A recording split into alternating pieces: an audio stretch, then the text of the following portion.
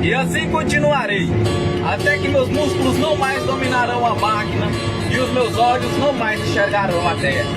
Serei operador, até que meus ouvidos não mais ouçam o roncar do motor. E pelos lindos campos verdejantes, sentado no banco atrás de um volante, puxando o implemento e olhando o horizonte. E assim vou seguindo nessa profissão que pra mim se tornou tão importante. E dentro de um trator, numa colhedeira, num pulverizador, numa plantadeira, o dia de um operador se torna uma brincadeira.